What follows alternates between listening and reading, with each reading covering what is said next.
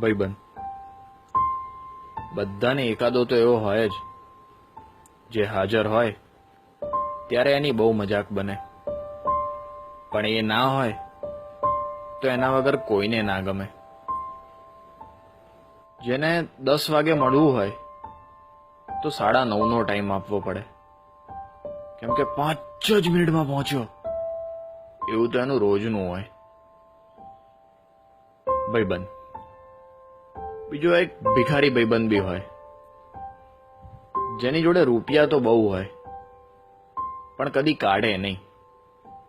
પાકીટ ભૂલી ગયો યારું, હમણાં તું કાઢ ને, હું તને પછી આપું. અને એ પૈસા તમારે ભૂલી જવાના. બેનપણી દરેક જગ્યા પર એક રોતડી તો હોય જ, જેને હાલ જ બ્રેકઅપ થયું હોય અને રોઈ રોઈને બધાની મેથી માર્યા કરે. એક વિચિત્ર બેનપણી બી હોય, જે દર વખતે બધાથી આડી જ ફાટે. જ્યારે બધા તૈયાર હોય ત્યારે એના જ નખરા હોય. એ બેની જોડે ત્રીજી સેલ્ફી ક્વીન બી હોય, જે કેમેરો ચાલુ થતા જ બતક જેવું મોઢું કરીને ઊભી રહી જાય.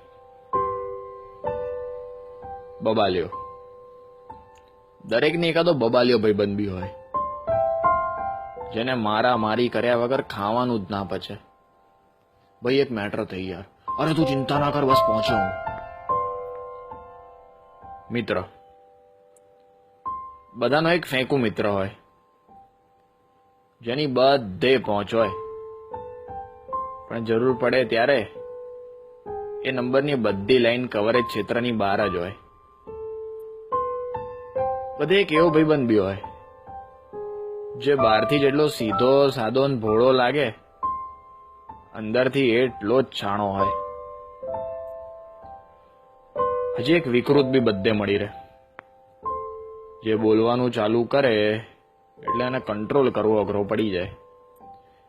અરે ક્યારેક તો એની વાત સાંભળીને આપણને શરમ આવી જાય. આ બધા તો તોય ઠીક, પણ બધાનો બાપ તો પેલો ગધેડો, જે આખો પ્લાન પોતે જ બનાવે ને છેલ્લી ઘડીએ કે બે મારે પપ્પા જોડે જવું પડશે યાર, સમજ ને. ભલે રોજે રોજ હેરાન કરે, ભલે બે મતલબની બકવાસ કર્યા જ કરે, ભલે કાયમ આડો ફાટે, પણ સાચો ભાઈબંધ તો એ જ, જે જરૂર પડે 2 લાત મારીને કહે ચિંતા ના કર, તારો ભાઈ હજુ બેઠો છે.